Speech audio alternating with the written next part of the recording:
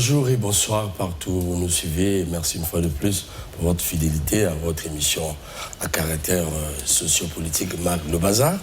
Une émission, en tout cas, qui édifie l'opinion sur des questions d'actualité, pourquoi pas des questions sociétales.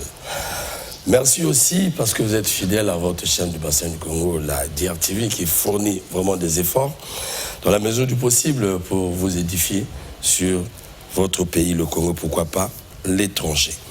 Alors, il faut dire que, travaillant dans le cadre de l'actualité, le Parlement aujourd'hui, les débats, il faut dire, parlementaires, intéressent aujourd'hui l'opinion et font vivre ce qu'on appelle l'esprit, en tout cas, démocratique. Alors, ces derniers temps, nous avons suivi des multiples interpellations du gouvernement par le Parlement, ce qui est de droit dans une démocratie, c'est le travail institutionnel. Il est question au Sénat et au gouvernement de plancher souvent sur des questions qui minent la vie de la nation. Dernièrement, nous avons suivi au Sénat cette interpellation du gouvernement, ces échanges entre la présidence, il faut dire, du Sénat et le gouvernement. Ça va dans tous les sens dans les réseaux sociaux, comme les Congolais sont habitués à faire cela, et chacun apporte son analyse à sa manière, mais ici il est question de la vie nationale. Au centre était donc la question des terres, et aussi bien la question aujourd'hui du climat économique actuel, qui normalement mérite d'être examiné. Et donc, pour passer à l'examen de cette question, j'ai invité sur ce plateau Dimi Ernest, qui n'est plus à présenter, c'est un journaliste de la place d'investigation, itinérant d'ailleurs. Il faut dire que Dimi alimente surtout sa page, et aussi bien le journal Le Patriote. Constant Ebarapeya, d'abord, bonjour mon cher frère.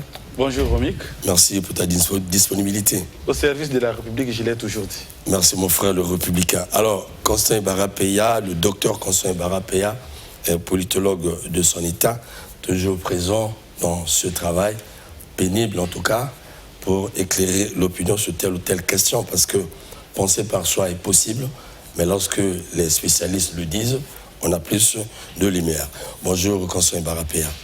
Bonjour mon cher frère de Tsar du temps moderne, et je salue en même temps mon frère Jules César et Ernest Dimi, que j'appelle affectueusement le sénateur de la presse congolaise. Merci. Moi, c'est Romy Kokilas, et vous me donnez souvent ce petit nom qui me fait souvent rire.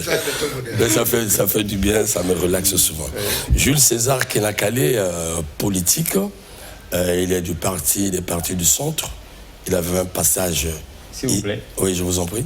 Du parti congolais écologiste et d'éthique. Ah, je vous en prie. Donc, oh là là. anciennement dans la COPA. Voilà, donc anciennement dans la COPA. Merci pour ce recadrage. Le président Jim Ebina. Voilà. Ah oui, oui. Il faut dire cher au astuce. président Jim Ebina. Voilà. Et nous l'avons appelé ce matin, on a échangé. Alors merci beaucoup pour votre présence, parce que votre passage dernièrement a vraiment éclairé l'opinion. Nous avons eu des retours à propos. Mais souvent pour de telles questions, nous voulons souvent associer et les politiques et les journalistes qui travaillent dans ce sillage pour éclairer les Congolais. Il faut dire pour les téléspectateurs, les analyses sur de telles questions sont souvent complexes, et raison pour laquelle Mag Bazar met à votre disposition souvent cette ressource pour un seul but, éclairer l'opinion à propos. Alors, chers invités, il faut dire que tous nous avons suivi ces échanges qui aujourd'hui poussent les Congolais à s'interroger. Ce qui est normal dans un État, c'est parce que il faut dire que nos institutions n'ont pas généralement cette culture. Ça arrive, et lorsqu'il s'agit de débattre sur des questions qui minent la vie de la nation. Et par nature, vous allez constater que face aux humains, il y a souvent un pour, un contre, d'où la contradiction. Et la vie évolue dans la contradiction, et la vérité, on l'accède par la contradiction. Et nous avons suivi ce qui s'est passé au Sénat, et j'aimerais, sans commentaire, vous faire suivre le condensé donc, du travail fait par la DRTV par rapport à cette séance, ce qui nous donnera matière à creuser. Alors, la régie. De toutes les questions qui ont été posées aux membres du gouvernement, 3 ont trouvé la profondeur ce vendredi au Sénat. Il s'agit de la question de cession des terres aux Rwandais qui suscite moult tergiversations dans l'opinion. La question des arriérés des salaires, le paiement de la bourse des étudiants ainsi que la question de la chaîne nationale qui stoppe ses programmes à minuit. Répondant aux sénateurs, le Premier ministre a bien commencé ses explications. Mais quelques minutes après, la passion prend le dessus sur lui et il va être recadré de suite dans la salle. Que nous ne soyons plus interpellés sur ces questions jusqu'à nous faire entendre dire que nous ne devons pas négliger l'opinion populaire. Vous laisserez le Parlement jouer son rôle. D'accord, vénérable président. On ne peut pas dire au Parlement ne nous appellera plus. Tant que ça s'avérera nécessaire, le Parlement vous appellera.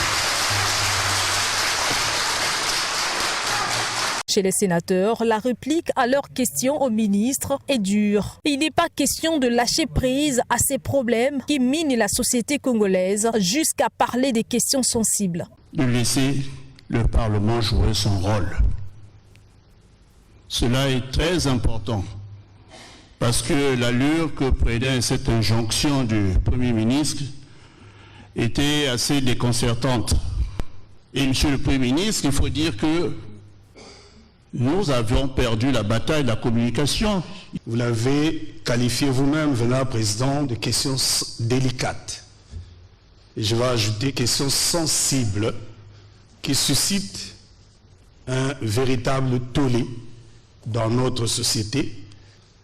Est-ce qu'il y a l'orthodoxie? Vénérable président, le salaire, c'est une question sociale. On ne peut pas vivre sans salaire. Et nous constatons des mouvements de grève, des remous sociaux, ce qui n'est pas une bonne chose. Nous sommes ici à la chambre de modération, la chambre haute. Nous ne voulons pas des débats politiciens. Nous posons des questions d'intérêt général. Après la passion, la compassion. Le retour à la tribune du Premier ministre quelques minutes après la réplique des sénateurs va être distingué. Il comprend les sénateurs et promet les améliorations pour les salaires. On avait l'impression qu'on parlait sans être compris. Et vous nous donnez cette occasion. Il nous fallait vous présenter cette situation de la manière dont nous avons voulu l'aborder.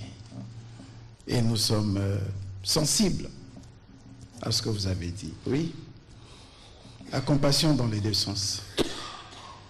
Vous avez fait preuve de compassion à l'égard du gouvernement en reconnaissant que, au fond, nous n'avions pas tort, mais peut-être qu'on n'avait pas beaucoup bien communiqué. Nous aussi, nous faisons preuve de compassion en reconnaissant que, oui, je crois tout ce semestre, vous n'avez pas eu le minimum qu'il faut pour aller expliquer au mandat, pour des raisons que nous connaissons. Le salaire est un droit. On n'a pas dit qu'on attend décembre ou 2025, non. On dit la pression qui s'exerce aujourd'hui sur nos finances publiques, avec les maturités des engagements antérieurs qui arrivent en cette période que nous avons connue au premier semestre 2024, ces engagements se libèrent petit à petit. Ça veut dire que d'ici la fin du trimestre, on aura réussi à sortir de l'affaire. En conclusion, le président du Sénat, Pierre Ngolo, a récapitulé les principaux points discutés à la séance avant de prôner la paix. Il est bien dit, il n'y a pas un seul accord qui soit conclu en violation des dispositions légales et réglementaires. On est heureux de constater que tout s'est bien passé dans la compréhension et toujours dans un souci de construire. C'est dans une ambiance de convivialité que cette séance de questions orales avec débat au gouvernement s'est terminée ce vendredi au Sénat.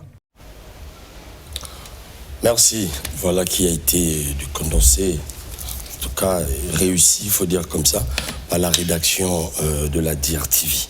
Alors, ce qui intéresse ici, il s'agit de ce que je peux appeler ce télescopage qui a eu lieu entre le président du Sénat et le Premier ministre, qui a commenté d'une manière ou d'une autre sur la toile. Il est de droit pour nous d'essayer de réfléchir à propos, peut-être pour apporter la lumière comme je vous ai dit.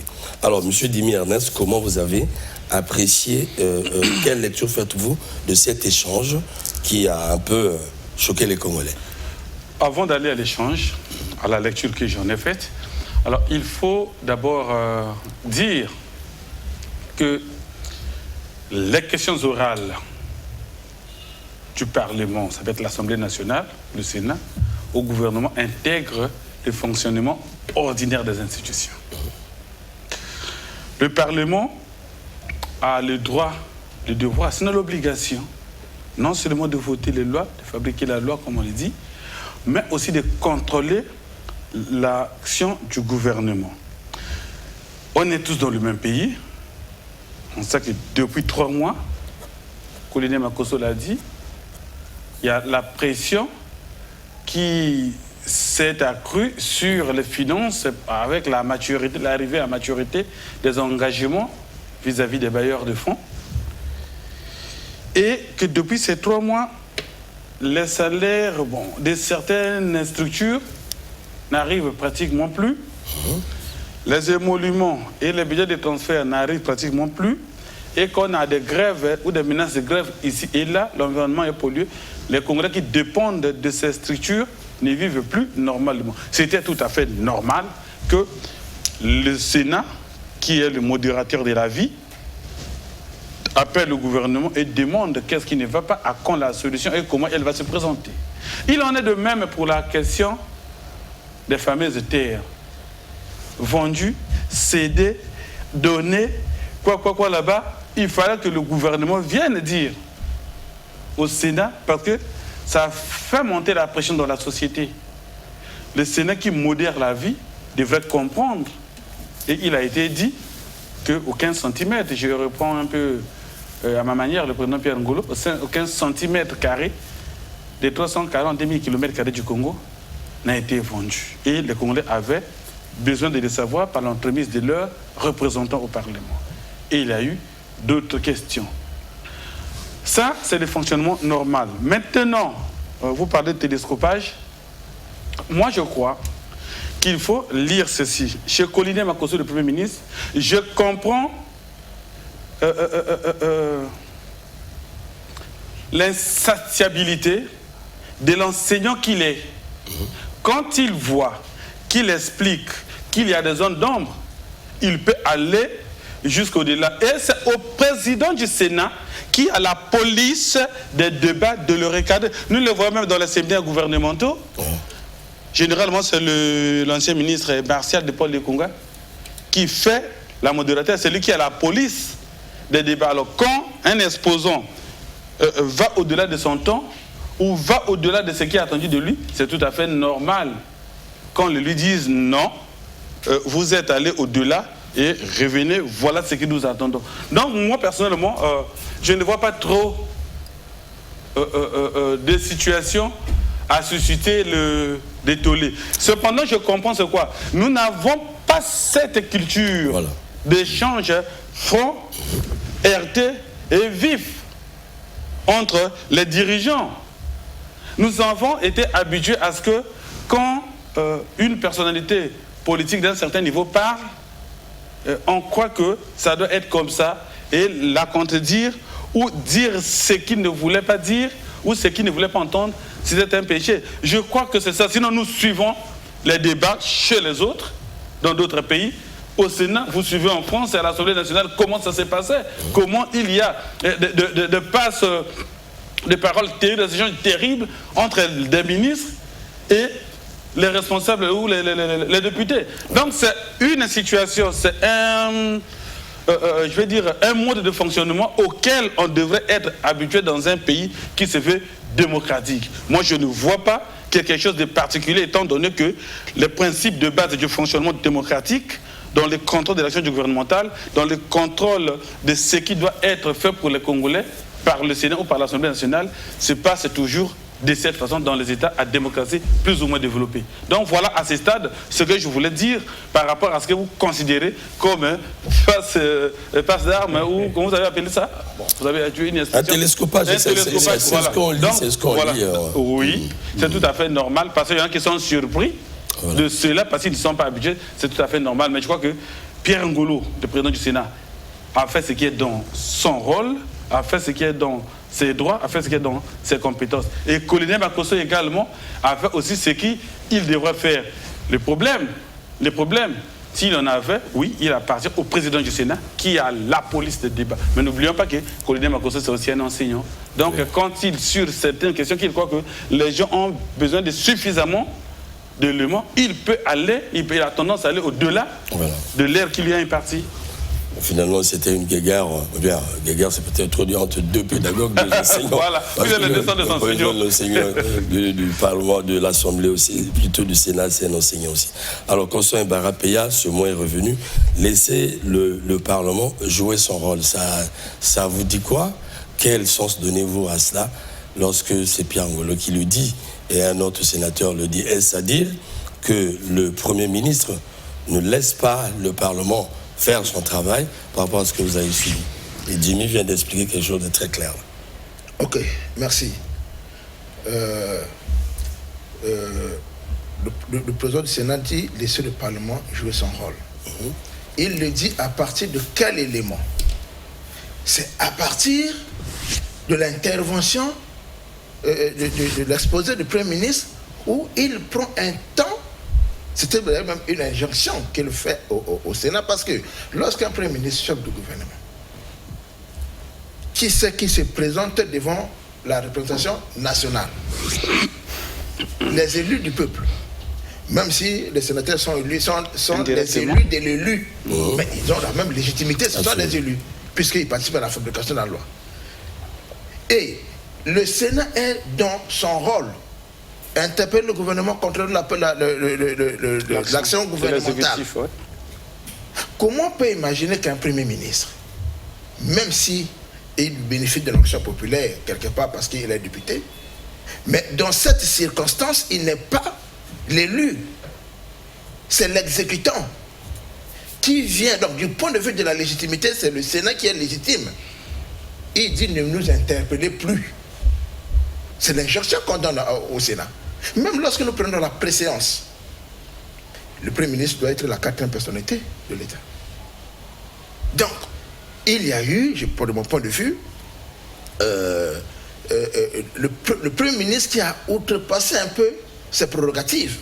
Et il était de bonne loi que le président du Sénat lui dit laissez le Parlement jouer son rôle. Parce que, qu'est-ce qu'on peut comprendre lorsque vous dites ne nous interpellez plus sur cette affaire, sur cette question? Ça veut dire que c'est le pouvoir exécutif qui donne les ordres maintenant, qui donne les injonctions au pouvoir législatif. Non, et je pense que la réaction du président Ngolo a été nécessaire et il était dans ce droit de le faire. Mais ce qu'on ne comprend pas, c'est que cet échange qui a eu lieu au Parlement entre les membres d'un même groupement politique sort du Parlement pour revenir dans la rue et dans les réseaux sociaux. Vous savez, Jimmy l'a dit tout à l'heure, les débats sont toujours houleux dans les assemblées. Ah oui, surtout si il s'agit des questions du pays. Nous voyons même en Ukraine, où les gens parfois arrivent aux mains. Ils arrivent aux mains. Ils sont arrivés en RDC ici.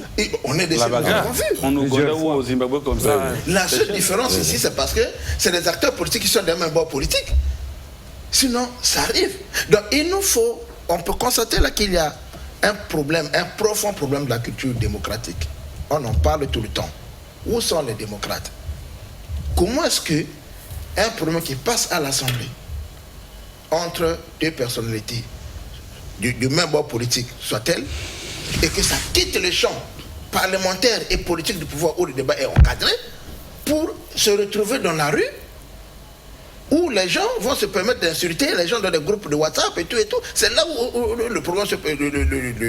le débat se pose actuellement. Tout ce qui a mené ce bruit-là, c'est parce que le problème a quitté l'enceinte institutionnelle pour se retrouver dans les réseaux sociaux, les groupes WhatsApp. Et c'est regrettable. Dans les Ghana. Et ça, je vais faire cette observation. Vous savez, depuis l'arrivée au pouvoir, la nomination du Premier ministre, on assiste à cette pratique politique très malsaine.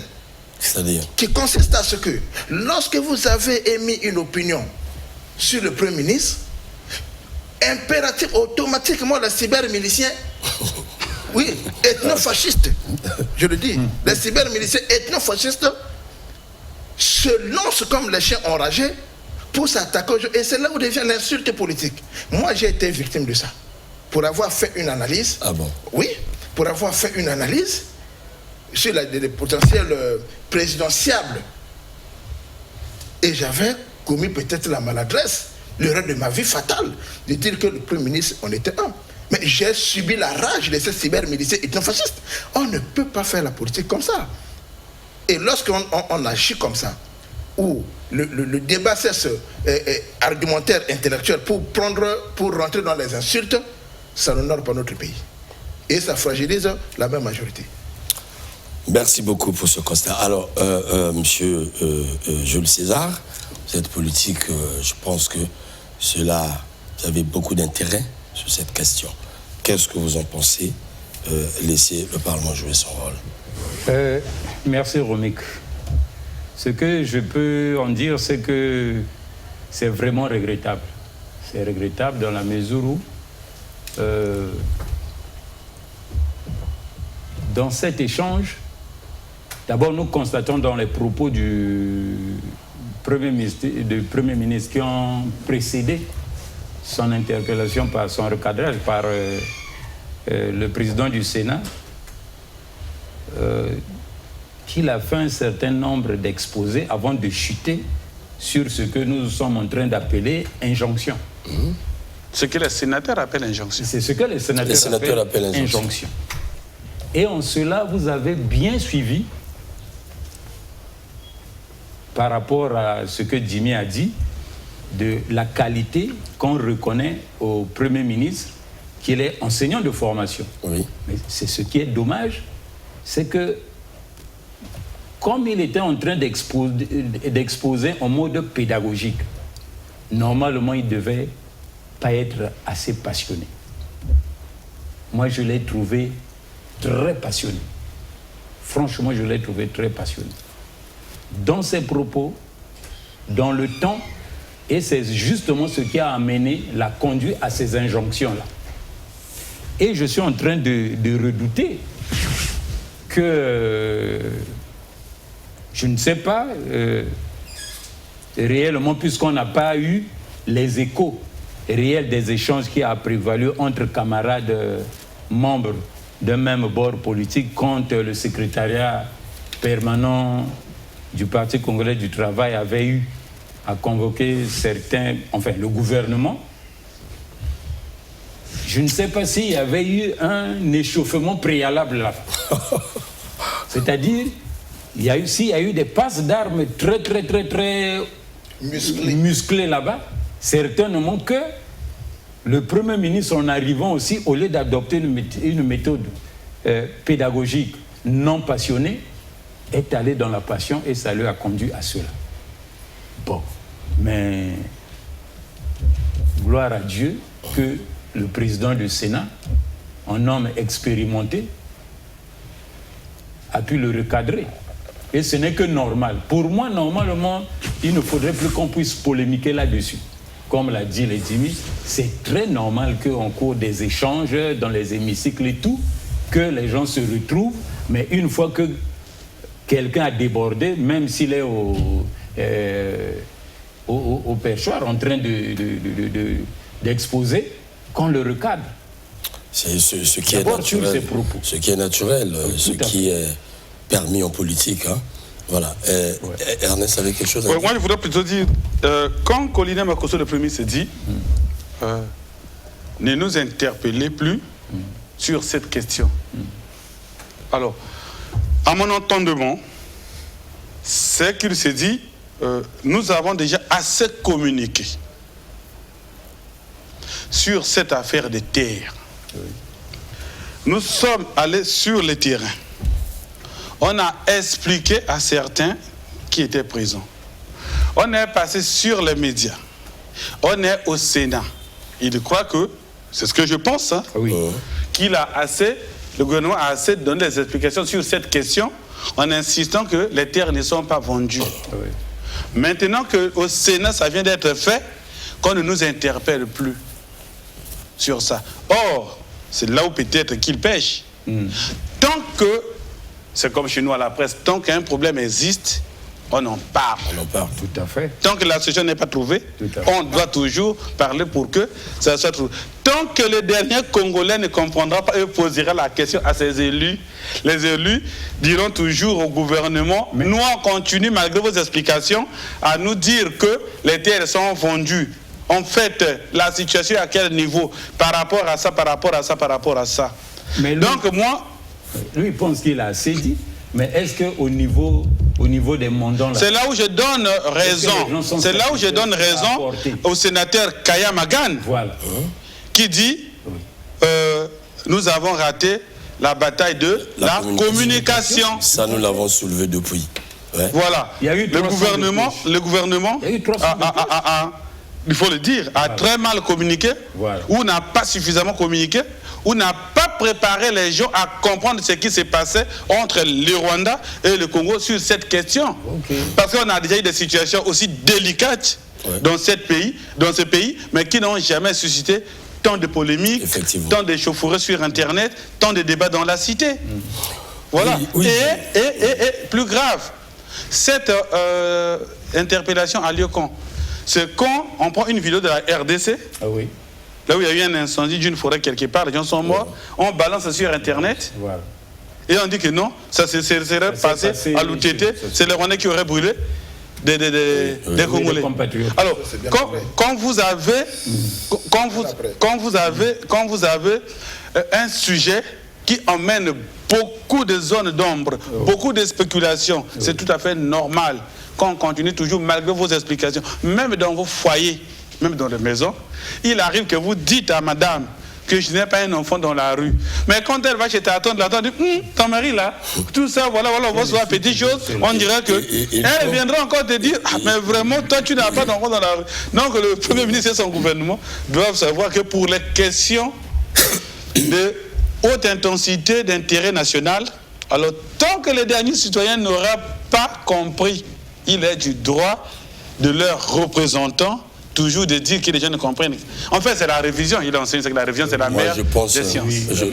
Je pense que la question intéresse tous les Congolais, effectivement, parce que nous sommes en face de deux évidences. Et même cet échange prouve ces deux évidences. D'une part, vous avez la volonté gouvernementale, et d'autre part, vous avez la volonté de la population. Le gouvernement veut respecter le passage à l'applicabilité de la chose, mais confronté à la volonté de souverain primaire, d'où il faut communiquer, c'est comme a dit. Mais lorsque le sénateur dit ils ont raté la bataille, la communication a été ratée, nous l'avons constaté depuis longtemps. Je me souviens, Mac Bazar, j'ai eu à recevoir Brissitois, la majorité présidentielle. Nous avons constaté cela. Ce que Dimi dit se vérifie. Mbata Bakola avait réussi. Pourquoi? Les mécanismes de communication ont été déclenchés.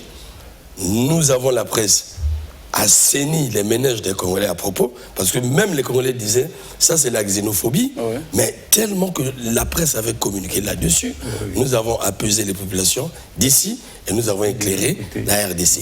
Le changement au nom de la Constitution, souvenez-vous, c'était pas facile cette bataille. La presse en a fait son problème parce qu'il y avait un plan national de communication. Nous étions invités à communiquer, nous avons préparé l'opinion. Je pense que pour cette question, c'est là où il y a problème. Et là encore, lorsqu'il s'agit de communiquer, permettez-moi, mais c'est les mêmes ministres que nous voyons sur le terrain. Est-ce qu'ils peuvent persuader? C'est là tout le problème. C'est là tout le problème, je pense. Pardon, je voudrais aussi inciter. Vous savez, le problème, au-delà des règlements de compte politiciens sur ces dossiers des terres de Rwandais, tout ça, des terres congolaises, alors, il faut aussi dire ceci. En termes de communication, le problème que nous avons, on ne va jamais cesser de le répéter. Quand vous avez une question comme ça et que vous savez qu'à un certain niveau, vous avez déconné dans la com, prenez le temps. Nous avons un ministre de la communication, porte-parole du gouvernement dans ce pays. Pourtant. Alors, ça c'est le monde.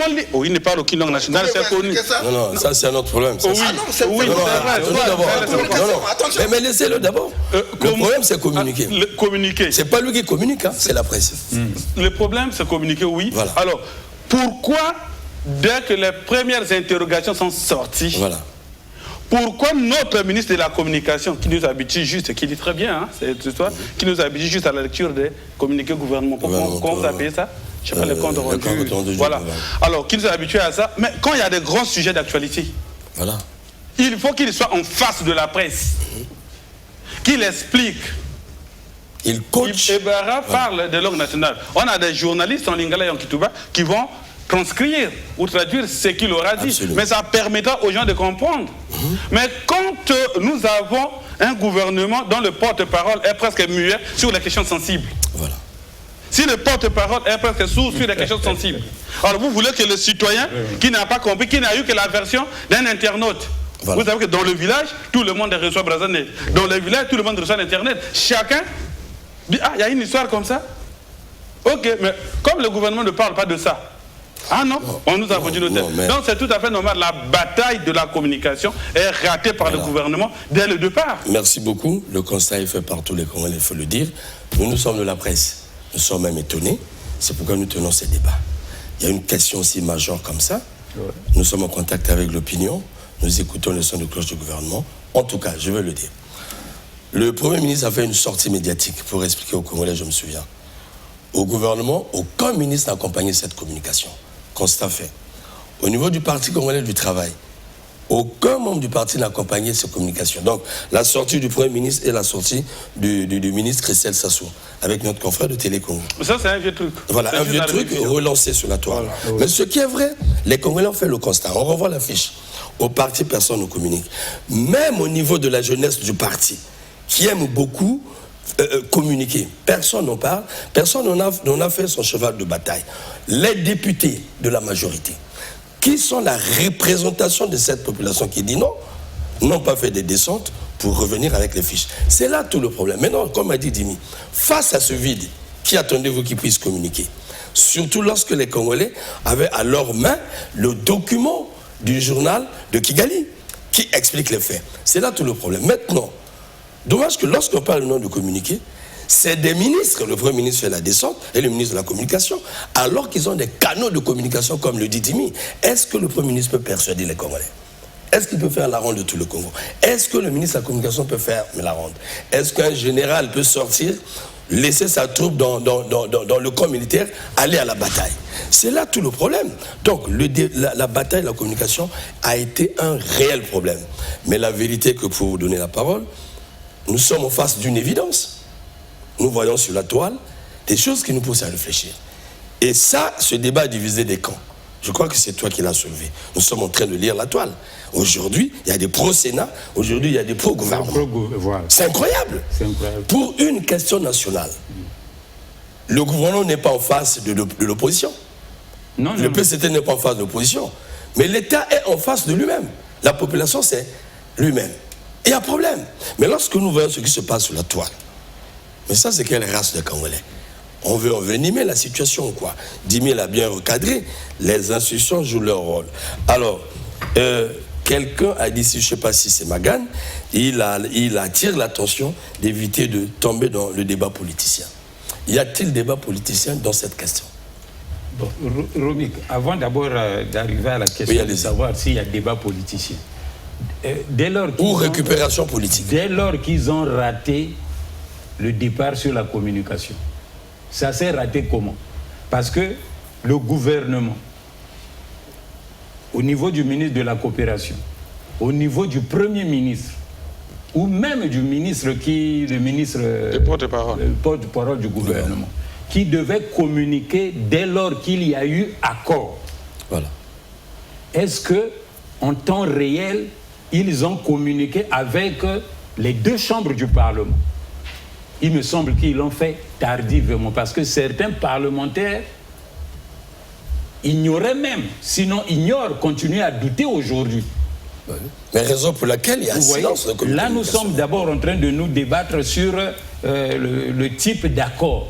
Voilà. Mais alors qu'on dit qu'il y a toute une litanie de ce que le gouvernement congolais doit, ou bien la République du Congo doit faire avec le Rwanda.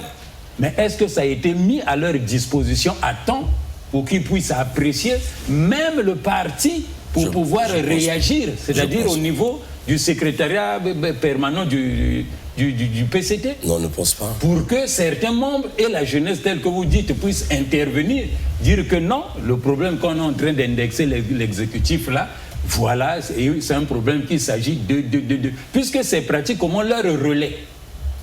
Avant que maintenant le ministre de tutelle de la communication du gouvernement, s'il était nanti de toute la documentation, parce que vous voyez que dans le langage, on a pris 300 de cloches. Le Premier ministre, le ministre de la coopération aussi lui-même a communiqué sur ça. Oui. C'était bien avant. Ensuite, bien avant. D'abord, lui lui-même a commencé bien avant. Et donc, mais finalement, on pouvait retenir que c'est quel type d'accord. Puisque, même en ce temps, il me semble que ce n'était pas encore publié au journal officiel. Vous voyez donc la totalité des accords. D'où on est d'abord passé par une méthodologie là où le parti était obligé. Je dis obligé, contraint. Puisqu'il voyait déjà les remous dans la société, il s'est dit, mais finalement, il y a quelque chose qui semble passer sous silence ici, les parlementaires, puisque certains sont aussi au Parlement. Mais entre-temps, au niveau du parti, le parti n'avait pas la maîtrise. D'où la rencontre. D'où la rencontre. Dans les conclusions, n'ont pas été rendues disponibles. Donc, c'est là où je vous ai parlé qu'au moment où le problème arrive, maintenant dans la chambre haute, normalement, le Premier ministre devait dépassionner. Il ne devait pas être passionné. C'est cette passion-là qui fait que les militants non formés, sinon ce que je peux appeler peut-être fanatique des uns et des autres, parce qu'au Congo, quand on nomme un responsable politique ou bien on emmène quelqu'un aux affaires, il enrichit maintenant son quartier, les parents, les départements, etc., etc. Donc c'est devenu une chasse gardée. Vous ne pouvez plus parler de X ou Y, même s'il commet des dégâts dans l'exercice de ses fonctions. Même si l'intérêt général. Au détriment de l'intérêt général, bien sûr. Vous voyez? Donc, ce que Ibaré était en train tout à l'heure de dire, que nous regrettons que cela ait quitté le cadre politique de l'hémicycle, ça se répercute maintenant dans les réseaux sociaux, d'où il y a les injures, mais c'est déjà parti dans les quartiers, parce que finalement, les militants des différents acteurs politiques ici, ou de ceux qui sont au gouvernement, au Sénat, c'est devenu comme des fanatiques de sport. Ou des musiciens, parce que quand tu crées, tu critiques tel, et ils réagissent aussitôt. Voilà. Vous voyez? Alors, il faut que les choses soient claires. Même lorsqu'on dit que le gouvernement n'a pas assez communiqué, c'est vrai. Mais aujourd'hui, nous sommes dans une polyarchie médiatique. C'est-à-dire qu'il y a plusieurs sources avec la nouvelle technologie de la communication de l'information. Il y a plusieurs sources des informations qui viennent. Regardez ce qui s'est passé. Lorsque le gouvernement congolais a donné sa version, on nous a dit que les terres n'ont pas été vendues, n'ont pas été ceci, n'ont pas été cédés et tout ça. Ouais.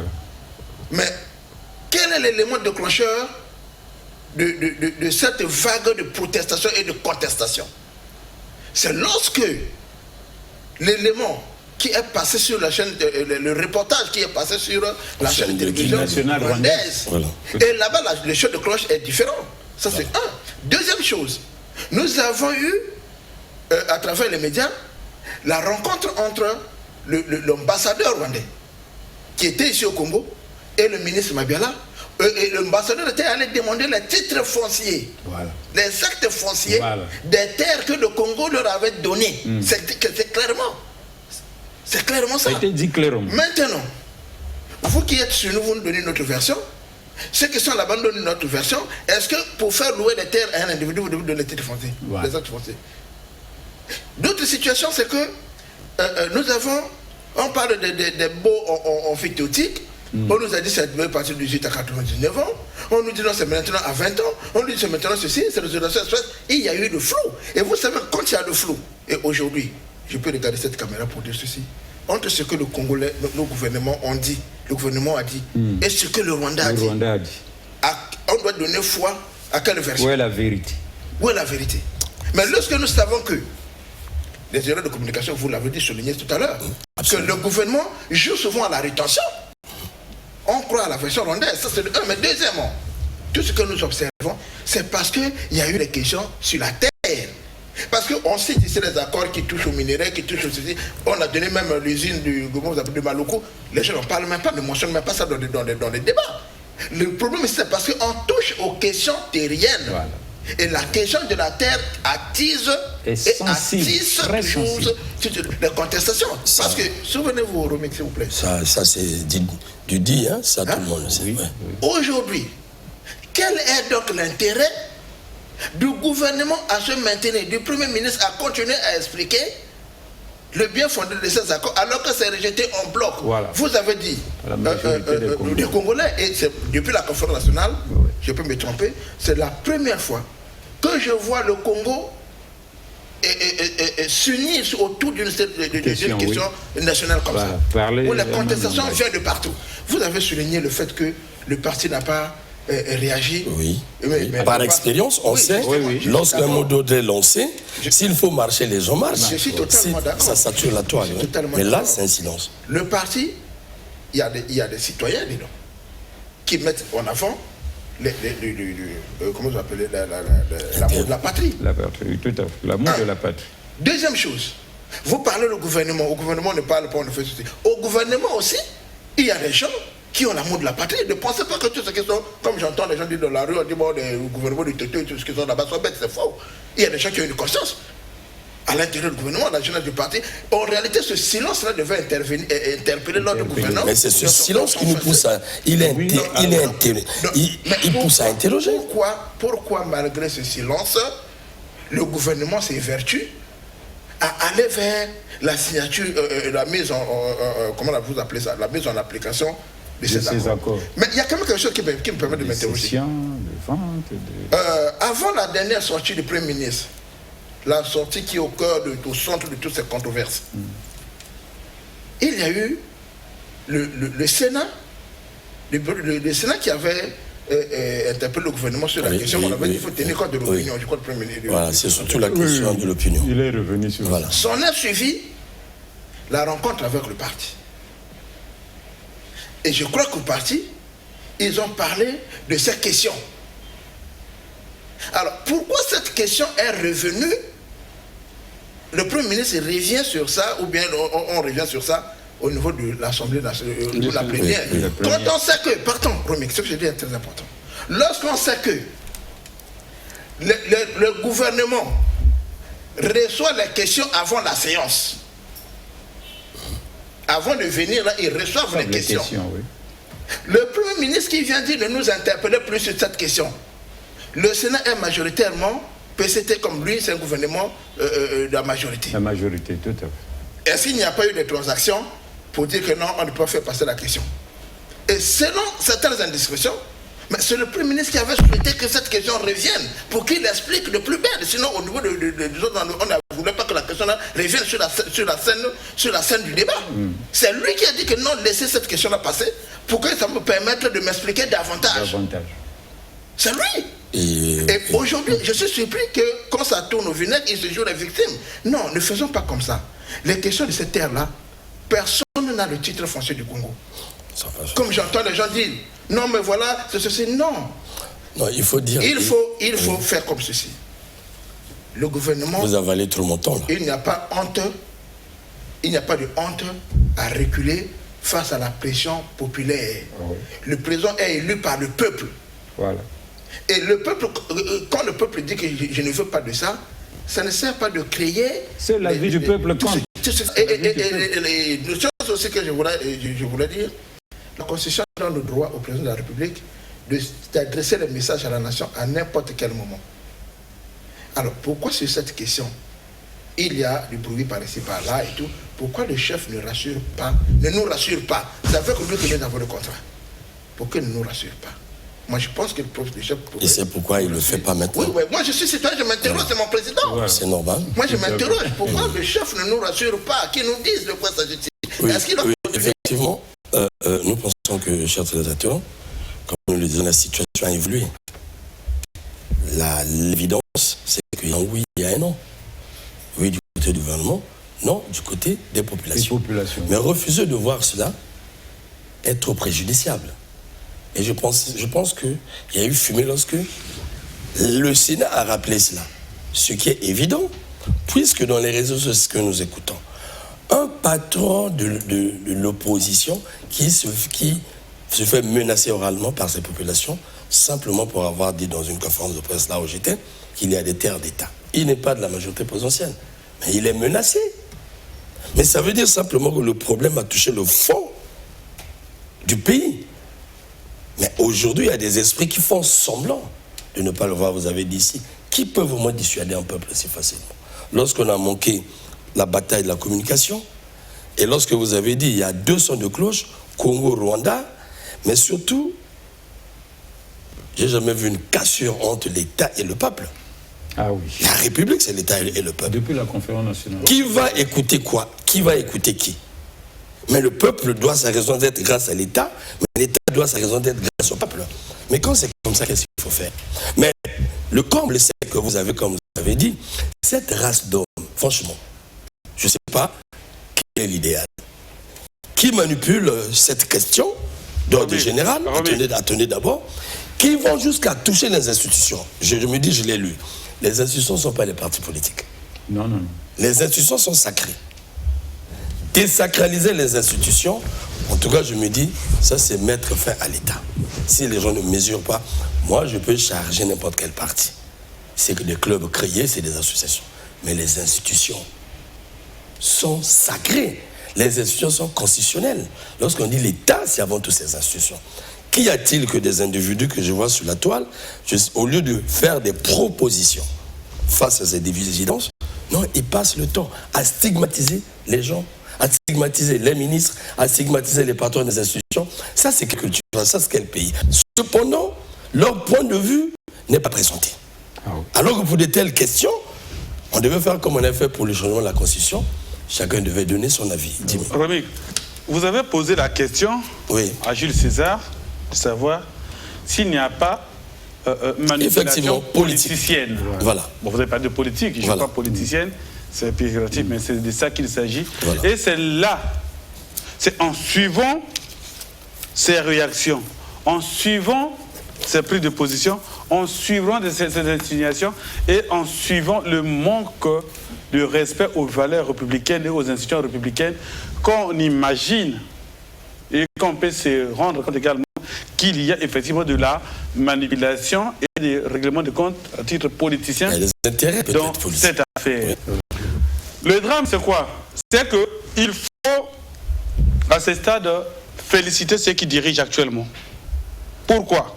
Parce qu'ils ne dirigent plus dans la conjoncture passée où il n'y avait que, comme ce soit au pouvoir avec Collinet, c'est Tchatchi Mabiala et Mathias Ndjan qui venaient juste pour critiquer. Voilà. Non.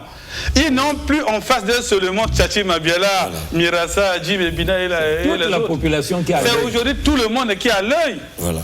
Romy, vous savez combien d'affaires, combien d'accords sont conclus chaque année au Congo? Il y en a plusieurs. Mais ça, comme ça a touché une question, et tout le monde... C'est quoi? La terre, c'est quoi? Tout le monde s'est réveillé. Et dans ça, il y a des gens sérieux qui, réellement patriotes, quoi qu'on n'a pas, on ne peut pas donner une question. Objectif. Voilà. Mais il y en a qui tirent de cette situation une occasion. Pour leurs intérêts. Pour essayer un peu de régler les comptes aussi aux autres, parce que c'est tout ça la politique. Et dans ce méli-mélo, on ne sait plus qui est sincère, qui ne l'est pas. Mais quoi qu'il en soit, on retient ceci, que la parole de nos dirigeants, quand je parle des dirigeants, je parle des acteurs publics, que ce soit de la majorité, que ce soit de l'opposition, n'est plus crédible. C'est vrai. Malgré les assurances, y compris de Tchatchi Mabiala. Bien sûr. Au-delà du pouvoir, il y a l'opposition. Mais les Congolais disent non, les hommes là, ils ont déjà caché les dettes avec le FMI. Donc chez nous aussi, l'histoire de terre, ils peuvent cacher. Voilà pourquoi, malgré les explications, les gens reviennent sur ça. Et malgré ça aussi, le Parlement qui joue aussi son rôle est obligé de revenir. Et tant que le Parlement aura besoin, le gouvernement sera obligé de s'expliquer. Donc, effectivement, donc il faut toujours continuer avec la pédagogie, toujours continuer avec... En fait, le grand problème ici, c'est le rétablissement de la confiance entre la personne publique et le Congolais. Il faut voir la réalité. Il y a trop d'écarts. Il y a trop d'écarts. Il y a cassure. Il y a cassure. Quand un homme public parle, le couteau n'a pas de ça va tout. Internet, la télé. Bon. Quand... Voilà. Alors, quand vous avez déjà un peuple comme ça, et c'est là où le problème ici se pose en termes de communication, vous signez les accords, présentez-les. Voilà. Faites un travail en amont de pédagogie. Vous savez, j'ai pris part à une activité d'un homme politique qui parlait également de sessions, de quoi comme ça. Je suis interrogé. Monsieur Intel, vous parlez de la... C'est une session, vous avez vu les documents, c'est une session, c'est une vente, c'est un don, c'est quoi? Les gars, ça a été énervé. C'est une occasion. Les gars, ça a été énervé. Donc lui-même aussi qui fait le truc, il n'a pas un seul document sur ces histoires. Moi, j'ai fait des recherches à l'époque. Je n'ai pu avoir que des documents liés aux accords de coopération économique entre le Congo et le Rwanda. Mais tu n'as pas un endroit à parler des terres, des quoi comme ça. Non. Et vous pensez que le parti en avait, il devait, si le parti avait ces accords-là, il devait convoquer le gouvernement. Voilà. Donc voilà un peu, c'est tout cet ensemble d'éléments qui crée une sorte d'opacité. Et dans cette opacité-là, dans le panier de crabes de la politique congolaise, alors chacun se met à pétiner qui? Le ministre de la coopération, la coopération internationale qui aurait signé cet accord, qui? Le premier ministre qui ceci, c'est là. En fait, même dans cette histoire-là, il faut toujours le savoir qu'il y a des membres du gouvernement qui se retrouvent dans ce désordre qui se déroule parce qu'ils se règlent aussi les comptes là à l'intérieur. Mais quand c'est comme ça, pour un État, quand c'est comme ça, ça se dit même oralement, c'est une logique. Vous avez un pour, un contre. Mais on prend la hauteur. On prend la hauteur, ça c'est clair. Même dans l'art du raisonnement, vous avez un pour, vous avez un contre. Et Macron nous l'a démontré. Quand il est en face de deux extrêmes au départ, il prend la hauteur, il crée un autre courant. Mais l'impression, ça donne, du côté des oui, ils se braquent, le gouvernement se braque, la population se braque. Mais on perd le temps. Nous sommes à presque à 2 ans de la fin du mandat. Et qui va lâcher prise? 2025, c'est déjà l'année transitoire. Qui va lâcher prise? Personne. Et comme a dit Dimi, il y a ces esprits-là qui ne pensent jamais nation, qui ne pensent jamais l'intérêt du gouvernement ni de la population. Ils pensent leur ventre.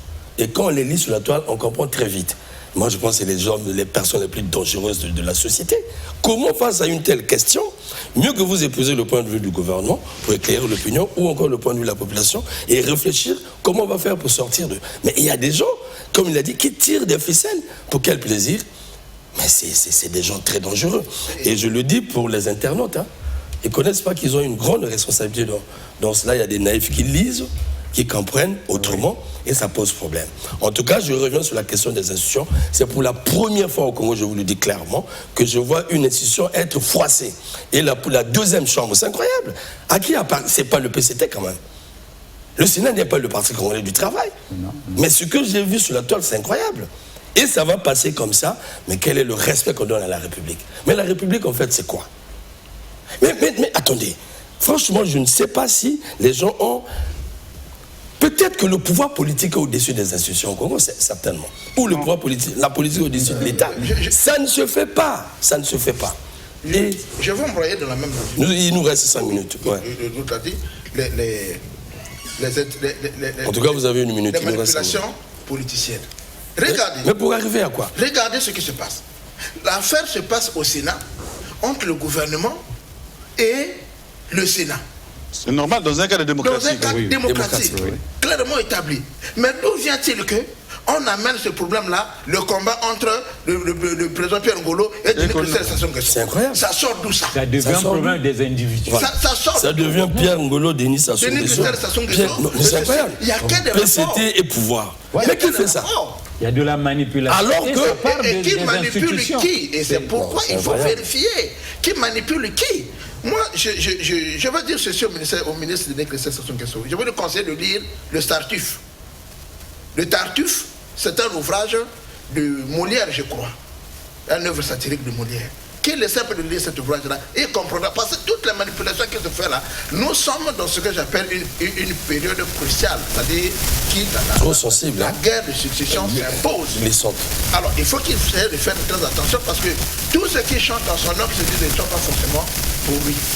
Et si son père n'est pas là, je ne pense pas que certaines personnalités qui sont là vont soutenir sa candidature pour qu'il devienne président de la République. Donc, à lui de lire le statut. Il faut arrêter. C'est un débat institutionnel. On doit rester dans le cadre institutionnel. Sortir de là, comme j'ai suivi dans les groupes WhatsApp où on insulte les gens, on dit ceci, on dit cela, non, et ils sont pro. Nous avons vu une golette français comme même batteur. C'est incroyable. C'est incroyable. Et n'oubliez pas. C'est le Sénat, c'est pas l'individu. Voilà. Et puis, dans un débat démocratique, le président veut faire quoi? C'est la force de l'argument et non des arguments de la force. Mais attendez, le président de la République vient faire quoi dedans? Au contraire, il a l'observation. Ça lui permet aussi de jauger la qualité des hommes, la force du débat, ainsi de suite. Mais vous voyez, les gens, non, ça c'est une bataille, on imagine et on c'est ça, je vois, il faudrait que le PCT prenne ses responsabilités. C'est-à-dire le président, le secrétaire général du PCT, M. Pierre Moussa. À chacun de vous, je vais donner la parole pour dire. Voilà. En face, franchement, de ces deux extrêmes qui apparaissent comme les deux extrêmes, gouvernement, population, parce que quand on dit le Sénat, c'est la population, gouvernement, population, face à cette crise, quelle est l'issue de sortie? Parce que le débat est limité autour du oui et non. Ça, c'est pas avancé. Quelle est l'issue de sortie? Monsieur Ernest Dimi, que devait-on faire? Que devait-on faire? Je vois déjà étant donné que ceux qui gèrent disent qu'on n'a pas vendu les terres. Ça veut dire que le débat... Vous savez, en droit pénal, il y a des infractions impossibles. C'est-à-dire que vous ne pouvez pas accuser quelqu'un de l'avortement d'une femme qui n'est pas enceinte. Alors, si on n'a pas vendu les terres, le débat s'arrête. C'est une infraction impossible. Voilà. J'en ai terminé. C'est très sage ce que vous avez dit. Alors, je pense que le gouvernement doit tenir compte de la réaction populaire. On doit reculer sur cette question. Que ce soit la forme qu'on voulait donner à ce contrat ou bien à cette coopération, vente de terres, location, qu'on s'arrête net, on recule. Il n'y a pas de honte à cela, le peuple s'oppose. Et puis, le parti doit concilier ces deux extrêmes. Même quand on parlait le gouvernement et le Sénat, le débat prend des proportions personnelles. Il faudrait que le parti intervienne pour concilier les deux extrêmes et que on nous retire tout simplement ces accords parce que le peuple dit non. Bon, j'épouse tout à fait le point de vue du docteur Ibarra. C'est une affaire très sensible et dans une nation comme ça, nous ne pouvons pas, les gouvernants, les institutions établies ne peuvent aucunement faire un bras de fer avec la population. Par expérience, la population congolaise, depuis la conférence nationale, est restée très passive. Et c'est une population qui a été beaucoup marquée par tant d'événements qui sont passés. Mais de sa passivité, là, la même population qui amène les politiques aux affaires, même ceux qui sont au gouvernement et tout, ceux qui sont avec nous à la cité, nos responsables là, mais c'est les mêmes populations qui demain, puisque même dans la cité, ils les indexent. C'est vous qui vendez les terres. La terre, ce n'est pas votre propriété. Donc la terre, elle est sacrée. Nous devons reculer, comme l'a dit Ibarra. Il faut tenir compte de la légitimité et non la légalité. Je voudrais juste, la leçon que je tire de tous les débats autour de ça, au-delà de ce que nous avons dit, c'est qu'il appartient aussi, parce que nous avons eu des accords avec les Sud-Africains, avec les Américains, avec, je crois à l'époque aussi les Russes, où les gars de la SWAPO et autres. Il n'y a pas eu ça.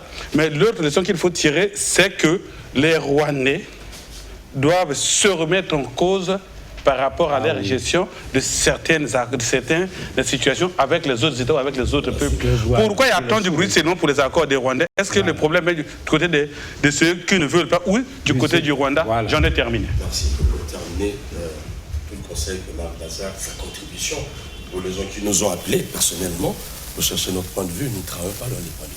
Ce n'est pas un point de vue qui peut changer la donne. Ce n'est pas un point de vue qui peut changer la pensée d'homme politique vers l'État.